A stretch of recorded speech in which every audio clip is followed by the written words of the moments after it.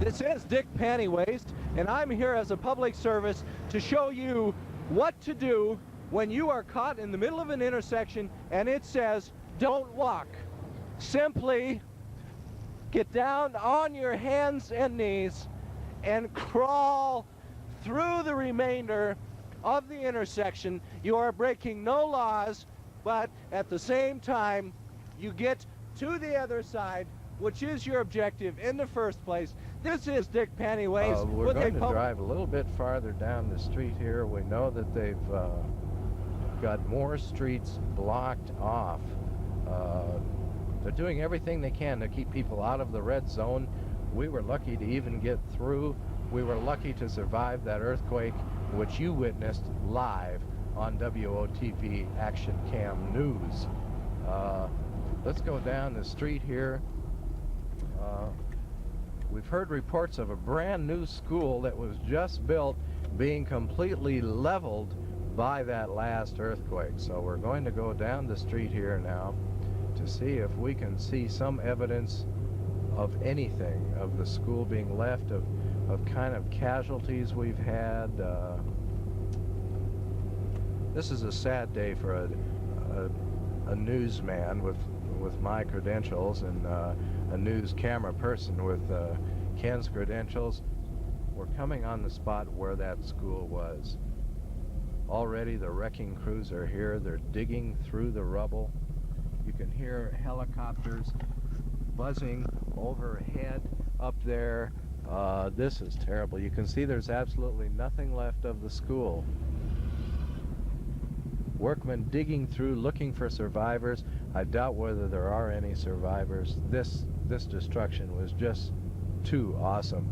Up the street here you can see rescue equipment now. They've got this whole area blocked off. There's a rescue helicopter flying right before our cameras. The action here is unbelievable, ladies and gentlemen. We are in a war zone, it seems. They won't let anyone through now. We're going to have to turn. I'm afraid not even our action cam press credentials can get us through this devastation. These are brave souls in themselves. The fact that they stand up to this kind of punishment. We're getting out. You can see the rubble all over the street now. Our cars are being forced to drive through, but this is a city racked by tragedy. A city which just weeks ago picked itself up from a massive explosion of Mount St. Helens on the west coast, which virtually made a ghost town out of this city. The citizens were brave in the fact that everything they did was positive in rebuilding the city. And once again, today on the 23rd of June 1980, the city was leveled with massive. We're going to go downtown now and show you some of the destruction in the downtown area from these huge earthquakes which did follow the eruption of Mount St. Highdrive. We are here next to Mount St. Highdrive, and we're driving very carefully through these awesome floodwaters that have been created by the eruption which you almost witnessed of Mount St. Highdrive. We wanted to show you some of these. Here is a person over there clearing out the mud and grime from his yard that was caused by the eruption of Mount St. Highdrive, working very hard. It's been a total effort by the citizens of this courageous city to get together. There you see someone else hauling wheelbarrow full of this stuff. It's created just havoc all around the Spokane area. Ash and pumice is piled 15-20 feet high. The eruption only took place 10 minutes ago, and you see people out in the yards already. Now they expect higher floodwaters. This man has his boat ready in his driveway in case he needs it. There's a green evacuation bus over there. I'll tell you, this is just awesome. You see people fleeing the area now, screaming around us in panic. This is really terrible. This is Dick Pantywaist, and you see him hosing down now. It started fires all over people's yards. They're out with their masks. You see him kicking derbis away, hoping he's got a scooper shovel, automatic power shovel out there that he's trying to clean up the goo from his yard. This is Dick Pantywaist with WOTV in Spokane, Washington at the eruption of Mount St. Highdrive. Okay, we're pulling up to the window here now. What is it you'd like to eat, camera person? A hamburger, single. A single. Anything else? Something to drink. Diet. Diet, something to drink. Okay, here we go now. Now, listen to this. Could you repeat that, please? May I take your order, please? Wendy wants to know if we can take her order. Okay, Wendy, I'll tell you what. We want a single with cheese everything, no tomato, as long as it's hot and juicy. We want a double with cheese everything, no tomato. We want 2 large tab drinks.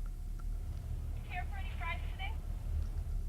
Would you like some fries, camera person? Nope. No, we don't want any fries. Thank you, Wendy. Is that everything for it? That's it. We heard about Ronald McDonald.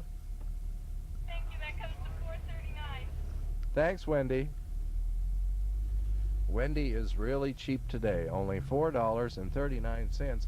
And as you heard, we got a double whammy from Wendy. Okay. Okay, this is cash on delivery, by the way.